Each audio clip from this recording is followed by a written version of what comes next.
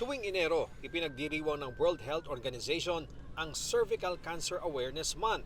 Ang cervical cancer kasi, ikatlong uri ng cancer na madalas tumatama sa mga kababaihan.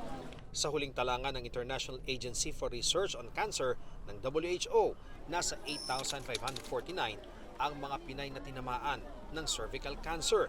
Halos kalahati sa kanilang namatay noong 2022. Base sa pag-aaral ng WHO, 95% ng cervical cancer cases dahil sa human papilloma virus, isang uri ng sexually transmitted infection na nakukuha sa skin-to-skin contact at pakikipagtalik. May ilang kaso ng HPV na kusang nawawala kahit walang sintomas at gamutan, pero may mga kaso ring nauuwi sa pagiging cancer. Para maiwasan yan, itinutulak ang pagpapaturok ng HPV vaccines habang bata pa lang. So bago pa siya maging sexually active, dapat nabibigay na. And we estimate that the best age for that is around 9 years old. Hindi naman po ibig sabihin hindi na siya pwedeng ibigay later in life, meron rin po yun. Pero for preventive measures, the best po talaga is at that age.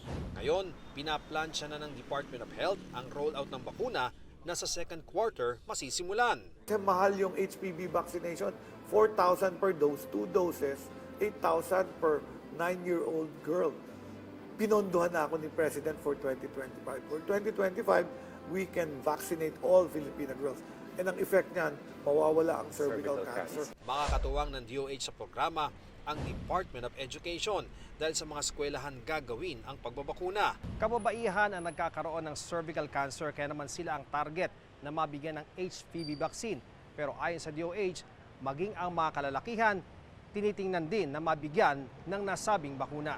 Kapag ang lalaki ay nabigyan ng bakuna nito, hindi na rin siya madadapuan ng human papilloma virus or HPV. Kung hindi siya madadapuan ng HPV, sa kanyang magiging future na mapapangasawa or makakasama na kababaihan, hindi na niya maipapasa ang virus na ito at hindi na magkakaroon ng cervical cancer.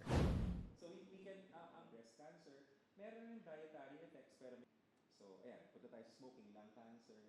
So, depende kung ano yung causative agent, doon tayo bukas. So, we can, ang